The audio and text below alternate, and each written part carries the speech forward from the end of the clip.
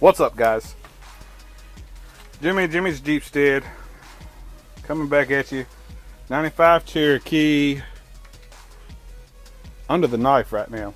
So this is the video for how to modify your drive shaft. So I just put a 231 transfer case in this Jeep.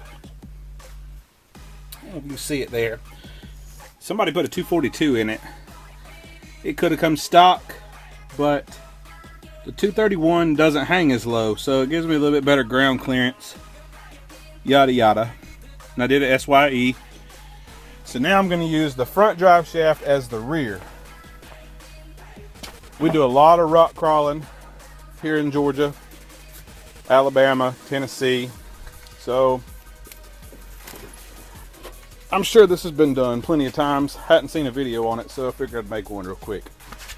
So here's the long section of the drive shaft.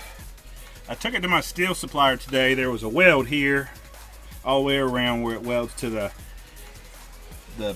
spline section of the shaft. So I took it to my steel supplier and I picked up this piece of pipe. They didn't have quarter wall, but this is 3/16, and this is going to be better than nothing, I can assure you. So the last drive shaft that I had that was factory, I nicked it with a rock, and let's see, I cut a section out of it to use it as a template, but I nicked it with a rock and it twisted just like a pretzel. So doing this upgrade on sleeving a shaft, you gotta excuse my mess. My shop is a complete disaster. I'm lucky to even have the Jeep inside, but it's like 30 degrees outside. I'm not working in the driveway in the cold. So anyways, it's 19.5 inches from end to end, and that's gonna take it from this lip here. I'm gonna grind this weld off here. It's gonna take it all the way to the end here. It's 19.5 inches. This is a 95 Cherokee front drive shaft, modifying it for SYE for the rear. So what I've done is I've drilled a couple of small holes for pilot holes, and I'm going to use this step bit, and I'm going to drill some holes in it so that I can plug weld the center section, plus I can weld this end. So we're going to see how it turns out. It shouldn't be a bad deal, but it's got to be stronger than stock doing the rock crawling that we do here. So stick around. I'll show you the sleeve once I drill all these holes and how it's going to work on putting it together with that shaft. Stick around, guys. Alright, so here's the holes. This step bit is about shot, and I don't have any more tonight. It is about 9:30. Everybody's closed, so this is gonna have to do. So this is my finger for reference. This one is pretty large, a little bigger than a nickel, but that's those. These side over here, this one's about the size of a quarter, and that one's about the size of a nickel also.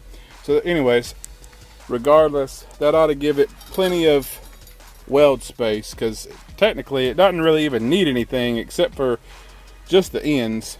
But I'm gonna get to wire wheeling this thing, get everything cleaned up on it, prepped, and we're gonna sleeve that drive shaft, weld it all together. So stay tuned. Alright, so here it is. I wasn't gonna do this tonight. I was gonna wait, but I'm impatient. I'm ready to wheel. So this is a 110 welder, Clark 130 with a gas bottle. So I was trying to get it adjusted and get everything penetrating right, but I'm not a professional welder by any means whatsoever. But it lays some okay beads, I guess. The camera really doesn't show it. It makes it look like popcorn, but it's truly not popcorn. It's got some pattern to it, but whatever. I don't care. Everybody has their own opinion, and their opinion doesn't matter to me. What matters to me is making sure that my drive shaft stays in one piece. So this will work. If it don't, I'll come back and weld more. So if you want to leave hate comments, that's okay. I'll ignore them. But I do this for fun. It's a hobby. By no means is this my profession, like I said.